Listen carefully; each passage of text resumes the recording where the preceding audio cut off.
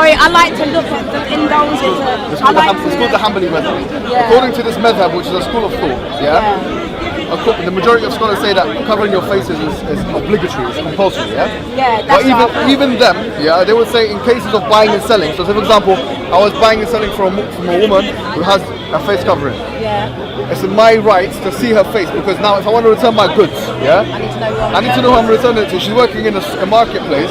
I need to go to it. So the bottom line is that when you look at this niqab debate, which is what it has become like in the West, in England and France. Obviously in France they've banned it. They've banned it, and I think now a handful of European countries have banned it. But do you know the reason why they do that is because they're scared of the terrorism that could be hiding behind. Well, then you've got to ask yourself, how many terrorists have been produced? I don't believe any terrorists is a Muslim. I haven't seen any. No, there are terrorists. But what I'm saying is that this is not.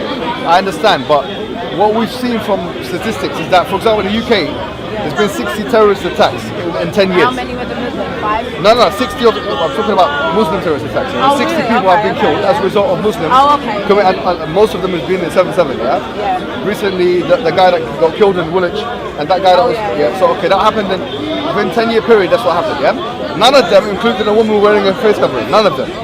So, and we consider the same thing with France, the last 10 years, we don't see any women doing that. So there's no terrorist threat. Now, if you do take the view that a woman should cover her face, or anyone should cover their face, because of a security reason, and we have to say the same thing about now people that wear them helmets. That's what I said. Yeah, and you have to take the mask, and that's what ski mask. There's lots of things now you're going to have to take into consideration.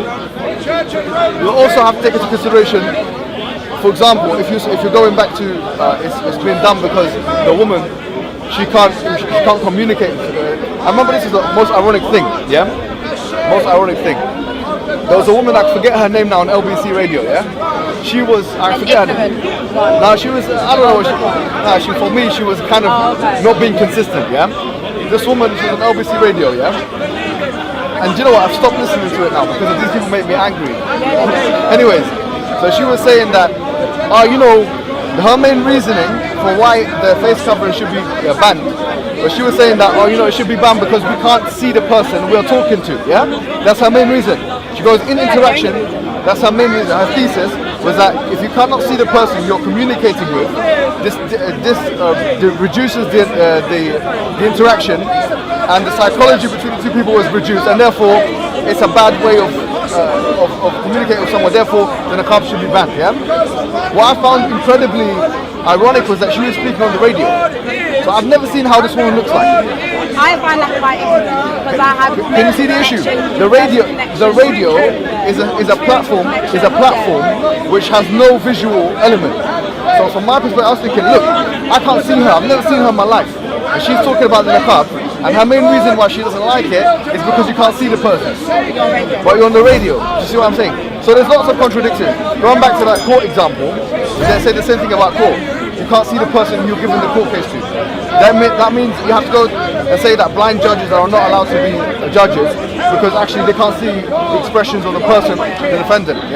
So you have to be. This is the thing.